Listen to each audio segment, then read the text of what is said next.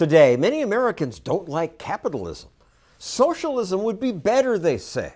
Not repressive Russian or Venezuelan socialism, but democratic socialism, like what's practiced in Scandinavia. I think we should look to countries like Denmark, like Sweden. Say, what, you want to be like Sweden? Kinda. Sounds pretty good. People interviewed in this just-released PBS documentary say America should be more like Sweden. It seems like it's like a place that, like, no problems or something. It is a socialist economy. Volvos and socialized medicine. Volvo is now a Chinese company. Welcome to Stockholm, Sweden.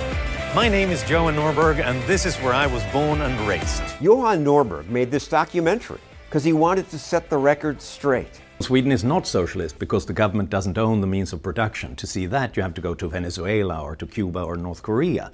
But we did have a period in the 1970s and 1980s when we had something that resembled socialism, a big government that taxed and spent heavily. And that's the period in Swedish history when our economy was going south.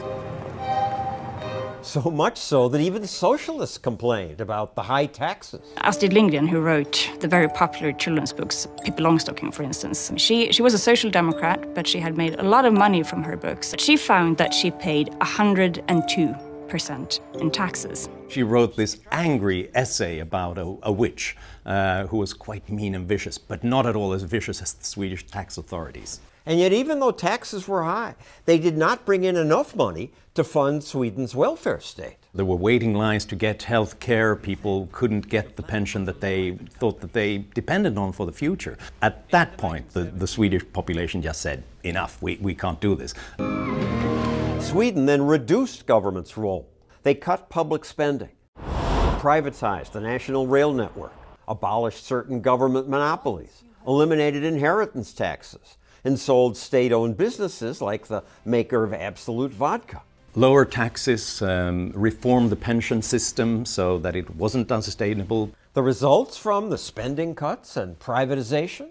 This impoverished peasant nation developed into one of the world's richest countries. All I hear is that Sweden is this socialist paradise. We do have a bigger welfare state than the US, higher taxes than the US, but in other areas, when it comes to free markets, when it comes to competition, when it comes to free trade, Sweden is actually more free market. That free market pays for Sweden's big welfare programs. Today, our taxes pay for pensions. You call it social security. For 18-month paid parental leave, government-paid childcare for working families. But having the government manage all of these things didn't work well, so we had to manage it in another way. They privatized. We realized in Sweden that with these government monopolies, we don't get the innovation that we get when we have competition. And this is particularly true for the school system. Sweden switched to a school voucher system that lets parents pick their kids' school and forces schools to compete. And one of the results that we've seen is not just that the private schools are better than the public ones, but even the public schools in the vicinity of private schools, they often improve because they have to. Sweden's version of Social Security was going broke, so Sweden privatized that too. Privatized the pension system. That terrifies people. And obviously that scares people, but when they realized that the alternative was that the whole pension system would collapse, they thought that this is much better than nothing. Now, the bulk of pensions is really contribution defined. So if things are going well for Sweden, pensions are increasing.